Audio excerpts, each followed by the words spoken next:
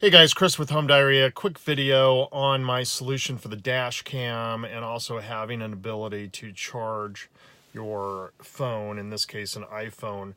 I originally got a splitter off of eBay, I believe, or Amazon, and it was supposed to have a data port and then a charge port. Well, now that I look at it, it says it won't charge an iPhone, and all the other ones that I've seen also say it won't charge an iPhone. So here's my solution, and it costs less than 10 bucks. So what I'm talking about is, a few months ago there was this dash cam feature, and you can see this little icon here. It's got a little camera with a red dot. That means that the dash cam is actually recording. So it's recording up here, one of the cameras.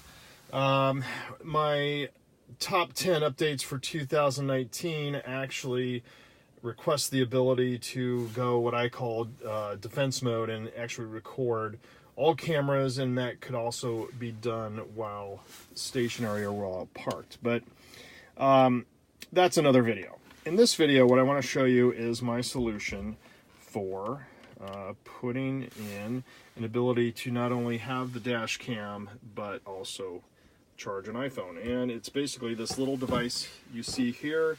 It's a USB hub. I will put a link in the description of where I got it on Amazon, and you guys can purchase it, but it works well.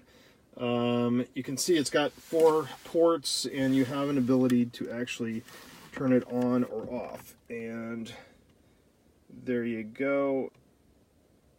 So I've got 2 ports active. I've got the normal iPhone charger that came with the Tesla, and then I've got my little drive that is recording all the dash cam footage.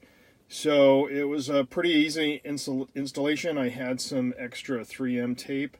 I just put the orientation right so it's easy to stick new things in there if I want, turned it on, and it works. So just to show you, again, I've got the dash cam going, and I've got an old iPhone I'm going to stick in, and I think the iPhone, as you can see, needs to be charged up a little bit, but the fact that it came on when I stuck it in the charger indicates that it actually is charging. So that's good. So it's a quick and easy fix to add in this charging capability. On the other side, I do have, just to show you,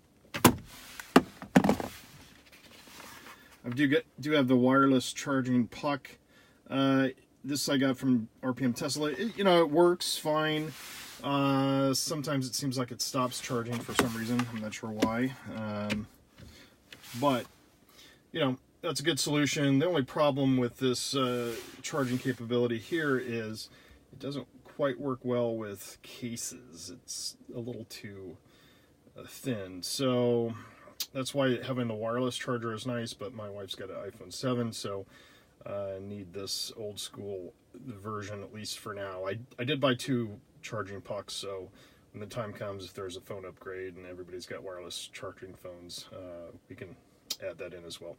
So anyway, it's a quick and easy fix to having both charging and dash cam capability. So thanks for listening to this video. Hit the subscribe button if you want to get more updates. It's not just all about Tesla. HomeDiary and our HomeDiary Stories channel is about helping you in your home and your car and those kind of things. So hopefully you'll find some interest in this. You can sign up for our HomeDiary website service as well as our mobile app that's coming out soon.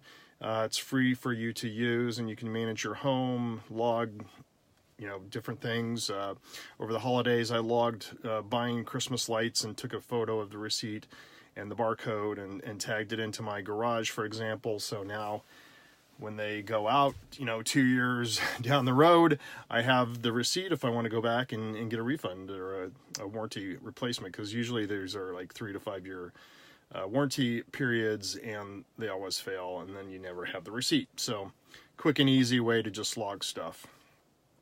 We also have a 3D floor plan tool, So you can kind of create this layout similar to what you might see on some of those HGTV shows. So it's pretty cool, and it's free. So thanks for listening. Have a great day. Bye.